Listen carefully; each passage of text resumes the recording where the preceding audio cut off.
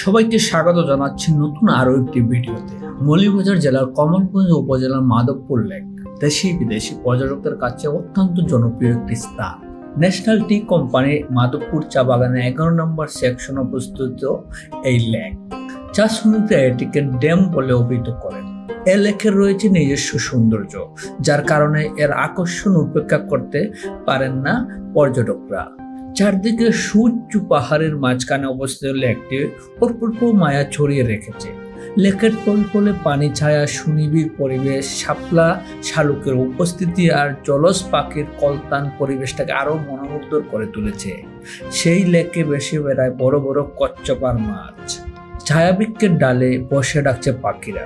মাধবপুর লেকের এমন সৌন্দর্যে মন হারানোর এমন একটা ভাব যে কাউকে পেয়ে বসবে। প্রকৃতি প্রেমীরা এই লেকে এসে খুঁজে পান অপার শান্তি আর মুগ্ধ হয়ে উপভোগ করেন নিঃসর্গের নিঃশব্দতা। প্রায় 3 কিলোমিটার দীর্ঘের মাধবপুর লেকের আয়তন 50 একর। লেকের পাশাপাশি উঁচু উঁচু টিলা, সমতল চা বাগানে গাছের সারি, পাহাড়ি পাখির গান আর নৃত্য ছাড়াও দেখা যায় নানা প্রজাতির বন্যপ্রাণী। মাধবপুর লেক যেন প্রকৃতির নিজ হাতে তৈরি মায়াবী স্বর্গ। শীত মৌসুমে দেশি বিদেশি হাজার হাজার পর্যটক ভ্রমণ পিপাসুদের দল নামতে শুরু করে এই মাধবপুর লেকে। বন্ধুরা, কেমন লাগলো ভিডিওটি জানিয়ে দিবেন।